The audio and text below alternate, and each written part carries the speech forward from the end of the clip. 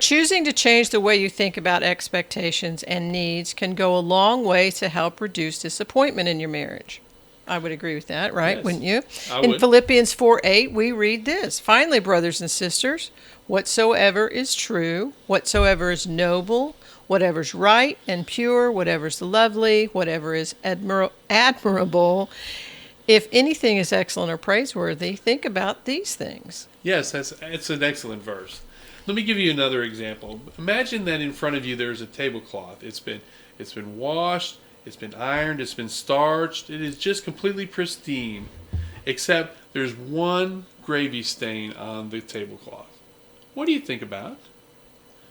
Well, you think about the gravy stain, right? Yeah. And unfortunately, we do that in our relationships also. We do. Is the fact that even though we like 95 or 98% of the things about our spouse, we concentrate on that 2% or 5% that we don't like. And then we're just very unhappy because over and over and over again, that's what we think about. Right? And so that's what we think. As we're thinking about it, that's what we're going to think about. So when it says that we should think about all the admirable, wonderful things about our spouse, if you think about those things all day, then you're going to be much happier, and then you won't even think about the other things that you don't like. That's a really good point. It might be hard for you to tell, but Greg and I are not perfect. But even in our imperfect selves, we made a promise to each other 30 years ago when we got married that we would never say anything bad about each other to anyone else, ever.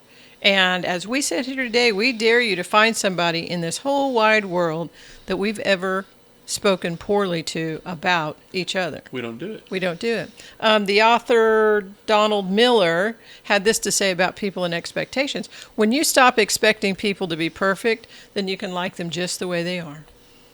Yes, we know that we're each imperfect.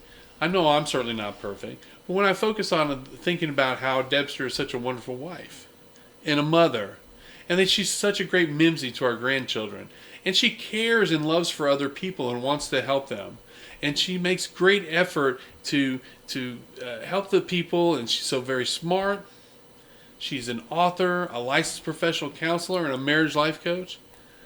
I don't think I have time to think about the things that I don't think are great about her, because I concentrate on all the things that are so wonderful about her. Thank you. That was very, very kind and nice of you to say that.